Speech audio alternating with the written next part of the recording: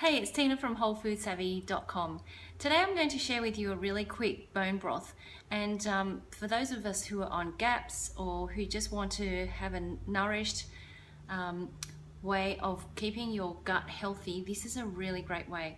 So I'll tell you some of those benefits later, but I'll just shoot you down to my pot first so you can see it.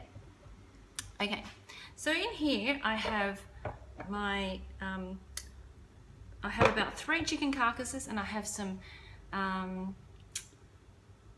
chicken feet.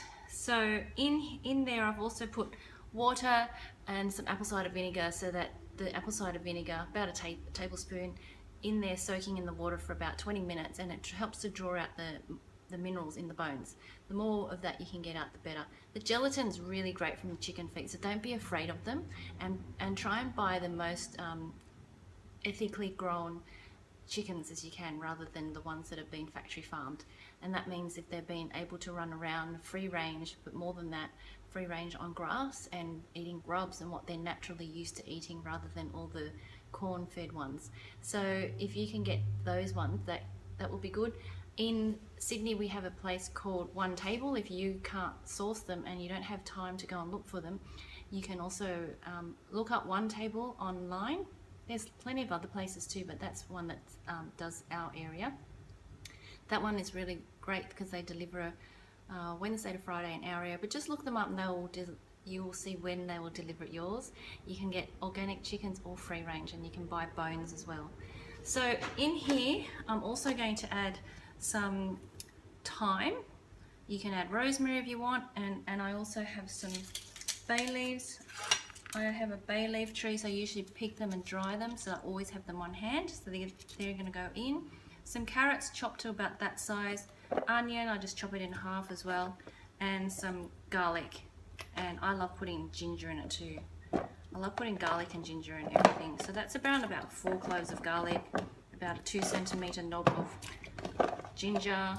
All of it goes in, and you allow that to come to the boil, and then you pop your lid on and let it simmer for about 6 to 8 hours. So sometimes you don't need to have it that long, and I just usually put it on for 6 to 8 hours. Also, the other thing, if you have a Thermomix, I was steaming a chicken last night, so I keep the water from that, and then I just use that in there too, because none of it goes to waste. I actually cooked it with a bay leaf as well, so that goes in. So those of you who do have a Thermomix, it's really easy to fill your bowl with water and maybe some herbs and spices in there. Herbs. And then steam your chicken in the varoma for, I would say, an hour, maybe an hour and 20 minutes, depending on the size of your chicken. And that's a really great way to have wholesome chicken that you can have stored in a container in the fridge as you pull off all the bones, and then pop them in there too, because I've actually got the bones in the fridge from that as well, so I'm going to pop that in there too. So maybe the water level is a little bit high, so I'll just see how I go with the bones, extra bones in there, but that's about the level that you want it, making sure you've got enough bones in there, because if you have too much water way over your bones and your chicken feet, you're going to get a really watery soup. So you want it fairly concentrated as well. And you'll know by when you cool this down and you pop it in the fridge, if it's gone jelly-like, you know it's a really good gelatinous broth, which is very healing for the gut. And you know the old saying is, often when people are sick, they give them chicken soup, and that's exactly why. And in this fast-paced age, we've gone away from that.